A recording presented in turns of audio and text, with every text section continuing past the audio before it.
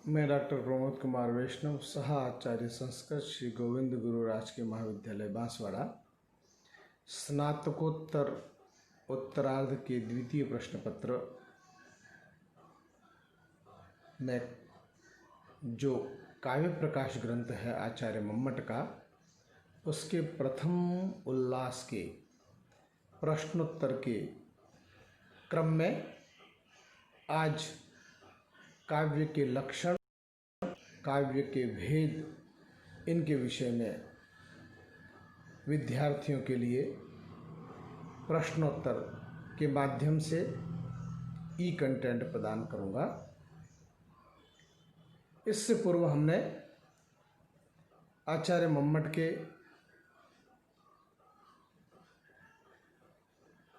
काव्य प्रकाश ग्रंथ के सामान्य परिचय में कितने उल्लास हैं, उसमें विषय वस्तु है, काव्य के हेतु क्या हैं, काव्य के प्रयोजन क्या हैं, इनके विषय में देखा। आज हम काव्य के लक्षण और काव्य के भेदों के विषय में चर्चा करेंगे। काव्य का लक्षण आचार्य मम्मट के अनुसार है, दोषो शब्दार्थो सगुणावनलंकृति पुनः क्वापि। इसका अर्थ है दोषों से रहित, गुणयुक्त और कहीं कहीं अलंकार रहित शब्द और अर्थ दोनों की समष्टि काव्य कहलाती है। काव्य की परिभाषा आचार्य मम्मट ने दी है और उस काव्य में उन्होंने 3 विशेषण कहे हैं। तद अदोषो, काव्य वह है जो दोष रहित हो।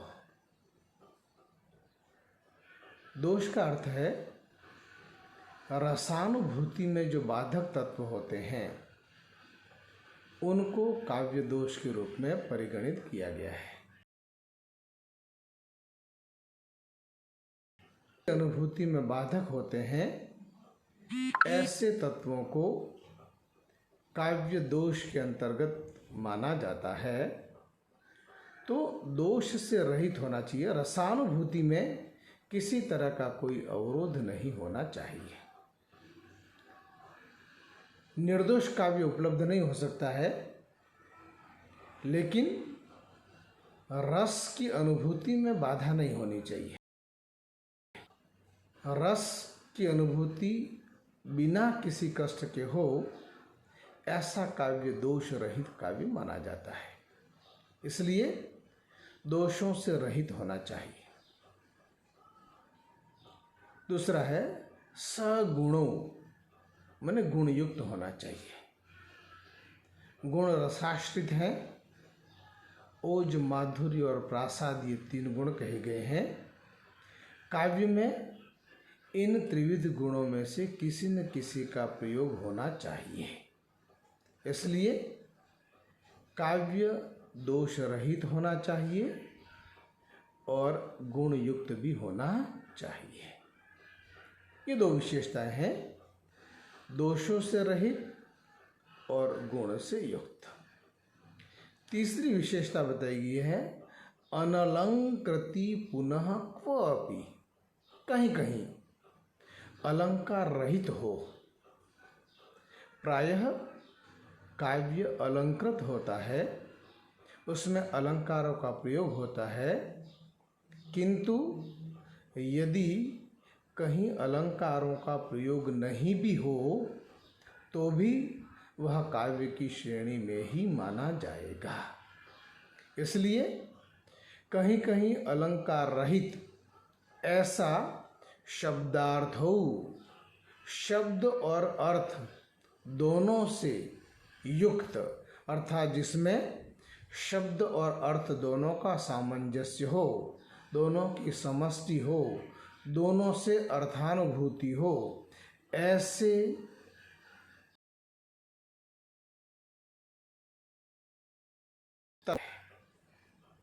आचार्य मम्मट से पूर्व भी आचार्यों ने अनेक प्रकार के काव्य के लक्षण दिए हैं।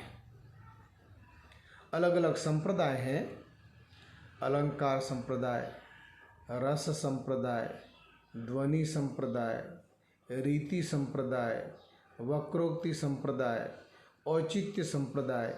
इन सभी संप्रदायों के प्रवर्तक आचार्यों के द्वारा काव्य के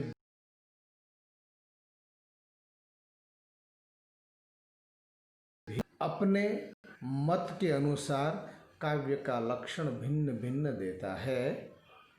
अलंकार शास्त्रीय आचार्य अलंकार को काव्य की आत्मा मानते हैं। ध्वनिवादी आचार्य ध्वनि को काव्य की आत्मा मानते हैं। रसवादी आचार्य रस को काव्य की आत्मा मानते हैं। रीतिवादी आचार्य रीति को काव्य की आत्मा मानते हैं। वक्रोक्त संप्रदाय के आचार्य काव्य की आत्मा मानते हैं, जबकि औचित्य संप्रदाय के आचार्यों के द्वारा काव्य की मूलभूत या प्राण तत्व औचित्य को स्वीकार किया गया, अतः औचित्य को काव्य का आधार मानते हैं। आचार्य मम्मट चूंकि ध्वनिवादी आचार्य हैं, ध्वनि की प्रतिष्ठापित करने वाले आचार्य हैं, और इसलिए उन्होंने ध्वनि को ही काव्य कहा है कि जो दोषों से रहित हो, अर्थात रस दोषों से रहित हो, गुण युक्त हो और प्रायः अलंकार से युक्त होता है, किंतु यदि कहीं कहीं अलंकार से रहित भी हो तो भी उसे काव्य ही माना जाएगा। काव्य में आवश्यक है ऐसे शब्दार्थ का समुदाय जो दोषों से रहित हो, गुण युक्त हो और कहीं कहीं अनलंकृत हो, तो भी हम ऐसे शब्द और अर्थ के समुदाय को काव्य की श्रेणी में मानते हैं। यह आचार्य मम्मट का काव्य का लक्षण है। व्याख्या के अंतर्गत हम इसे और विस्तार से देखेंगे। अगला बिंदु आता है काव्य के भेद। आचार्य मम्मट ध्वनि की प्राधान्यता और गौणता के आधार पर काव्य को 3 भेदों में बांटते हैं। पहला ध्वनि काव्य, जिसे उत्तम काव्य के रूप में माना गया है।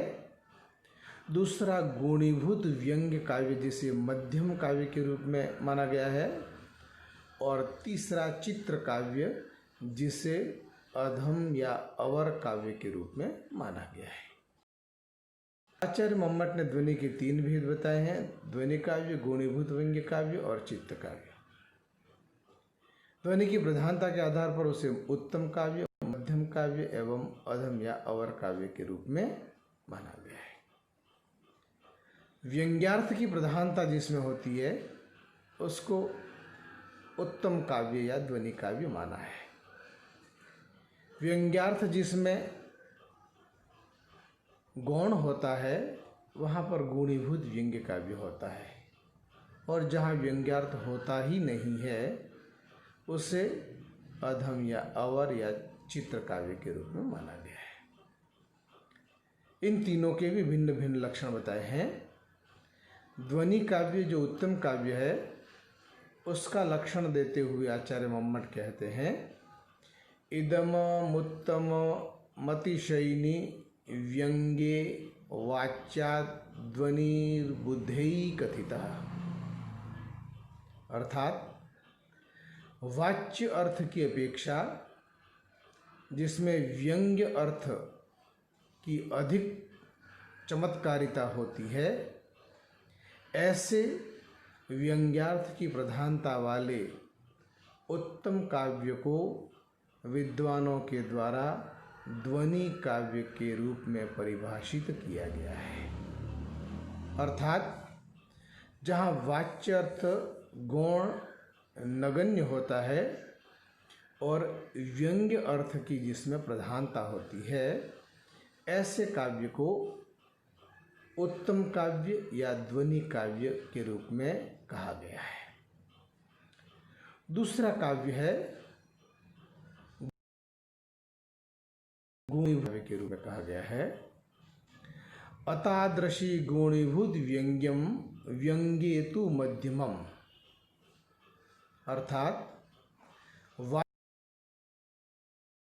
व्यंग्य अर्थ न होने पर गुणीभूत व्यंग्य काव्य होता है।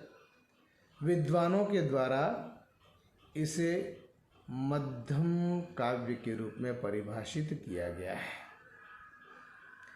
वाच्यार्थ से अधिक चमत्कारित व्यंग्य अर्थ नहीं होता है।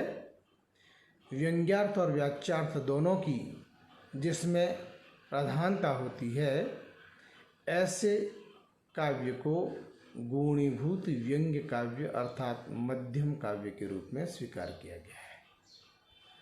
काव्य का तीसरा भेद है चित्र काव्य, जिसे अवर काव्य भी कहा जाता है। शब्द चित्रम वाच्य चित्रम अव्यंग्यम, व्यंग्यार्थ की जिसमें शून्यता होती है, व्यंग्य अर्थ से रहित होता है, ऐसे शब्द एवं अर्थ पर आधारित दो प्रकार के चित्र काव्य कहे गए हैं, जिसे शब्द चित्र एवं अर्थ चित्र के नाम से जाना जाता है। ध्वनिवादी आचार्यों ने इसे अधम या अवर काव्य कहा है। काव्य के तीनों भेद ध्वनि की प्रधानता और गौणता के आधार पर किए गए हैं। ध्वनि की प्रधानता जिसमें होती है, वाच्यार्थ गौण होता है और व्यंग्यार्थ जिसमें प्राधान्य होता है, ऐसे उत्तम काव्य को ध्वनि काव्य कहा गया है। जिसमें वाच्यार्थ और व्यंग्यार्थ दोनों होते हैं, ऐसे काव्य को गुणीभूत व्यंग्य काव्य के रूप में कहा गया है। तथा जिसमें केवल वाच्यार्थ की प्रधानता होती है और व्यंग्यार्थ न्यून होता है या होता ही नहीं है, ऐसे काव्य को जिसे अधम या अवर काव्य के रूप में जाना जाता है।